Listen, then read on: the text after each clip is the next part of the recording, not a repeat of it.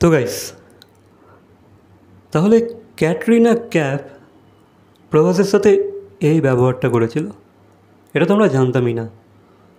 তো বিষয়টা হচ্ছে, প্রভাসের সাহো সিনেমাটার কথা মনে আছে তো?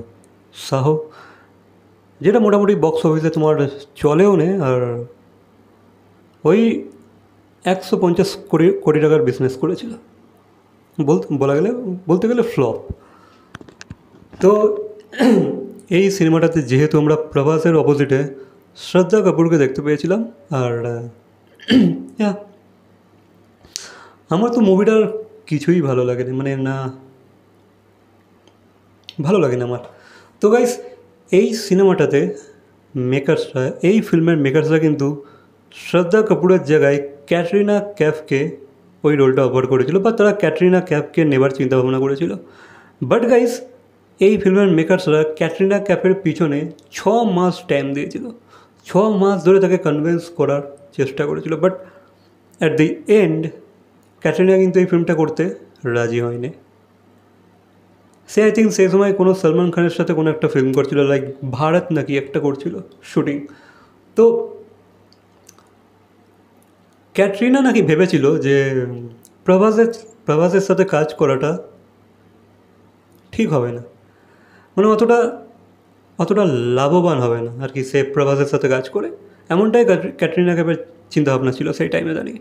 বাট আমরা তো জানি যে একদিকে ভালোই করেছে, যেহেতু যেহেতু এই ফিল্মটা এমনিতেও চলেনি, ফিল্মটা ভালো করে বানাতেও পারেনি, ঠিক আছে মানা করে দিয়েছে। বাট ইয়া, ক্যাটরিনা কিন্তু এই ফিল্মটা মানা করে দিয়েছিল। সে সেই টাইমে দাঁড়িয়ে ভেবেছিল প্রভাসের সাথে কাজ করাটা ঠিক হবে না, অন্তত সেই সময় দাঁড়িয়ে তার ঠিক মনে হয়নি।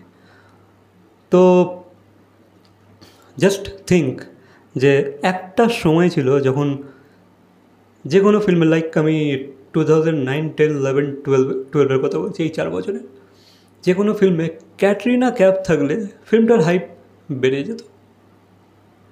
হ্যাঁ, ক্যাটরিনার একটা ফ্যান বেস ভালো ছিল, একটা ক্রেজ ছিল অডিয়েন্সের মধ্যে, মেল অডিয়েন্সের মধ্যে একটা ক্রেজ ছিল। তো ক্যাটরিনা যে কোনো মুভিতে থাকলে মুভির হাইপ বেড়ে যেত, মুভিটাকে নিয়ে একটু চর্চা বেশি হতো অন্য অন্য ফিল্মসের থেকেও বেশি।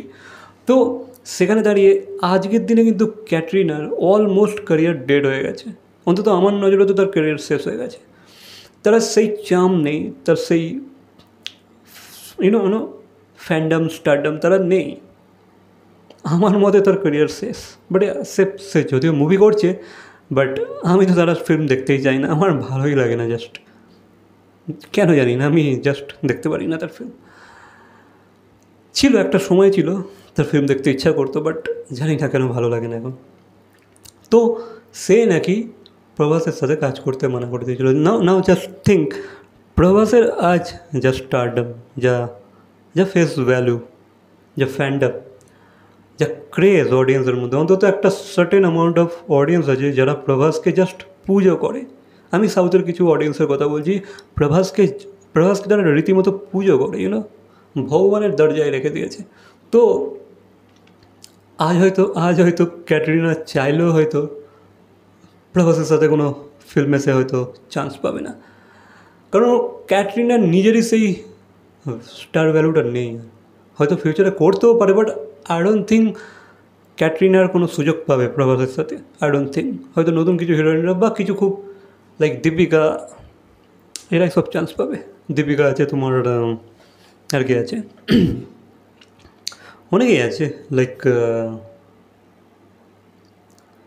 অনেকেই আছে, ঠিক আছে এখন নাম আমার মনে পড়ছে না, বাট অনেক হিরোইনই আছে যারা এখন চান্স পাবে প্রভাসের সাথে কাজ করার। লাইক কিয়ারা আডবাণী আছে তোমার, চ্যাঙ্কি পান্ডের মেয়ের নামটা কি, অনন্যা পান্ডে আছে। আই থিঙ্ক এরাই চান্স পাবে আজকের দিনে দাঁড়িয়ে। ক্যাটরিনাকে আই ডোন্ট থিঙ্ক যে আর কোনো দিন আর প্রভাসের সাথে আমরা জুড়ির মধ্যে দেখতে পাবো বলে। হয়তো একটাই সুযোগ ছিল, সেটাকে সে মানা করে দিয়েছিল, আর মানা করার একটা কারণও হয়তো ছিল, আর স্ক্রিপ্ট মানে মুভিটা যেহেতু ভালো ছিল না, ঠিক আছে মানা করেছিল। বাট আই ডোন্ট থিঙ্ক সে আর চান্স পাবে বলে। প্রভাসের যে লেভেলের ক্রেজ ভাই, বক্স অফিসে তো জাস্ট ফাটিয়ে দিচ্ছে। তো এই ফ্যাক্টটা আমি জানতে পারলাম, সেই কারণে আমি তোমার সাথে শেয়ার করে দিলাম। আর শাহ তো ভাই শাহ সোহা হয়ে গেছে, এই ফিল্মটাকে তো ভাই কেউ পছন্দই করেনি। আর ওই যে বক্স অফিসটা হয়েছিল, আই থিঙ্ক প্রভাসের যে হার্ডকোর ফ্যান আছে না, লাইক যারা সাউথের কিছু হার্ডকোর ফ্যান আছে, যারা প্রভাসকে ভগবানের দরজা দিয়েছে, ভগবানকে মানে প্রভাসকে রীতিমতো পুজো করে, তারাই হয়তো দেখতে গিয়েছিল। সেই কারণেই হয়তো 150 crores ওভারঅল একটা বিজনেস হয়েছিল। ভাইয়া একটা ডাহা ফ্লপ ফিল্মটার বাজেট কিন্তু খুব বেশি ছিল, নট মিড বাজেট ফিল্ম ছিল না, কিন্তু একটা বিগ বাজেট ফিল্ম ছিল।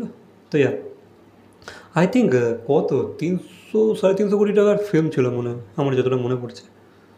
বাকি এই বিষয়ে তোমাদের কি মতামত অবশ্যই কমেন্ট করে জানাবে। ভিডিওটা ভালো লাগলে লাইক, কমেন্ট, শেয়ার, সাবস্ক্রাইব। তো দেখা হচ্ছে পরবর্তী কোনো ভিডিওর সাথে। Till then, by.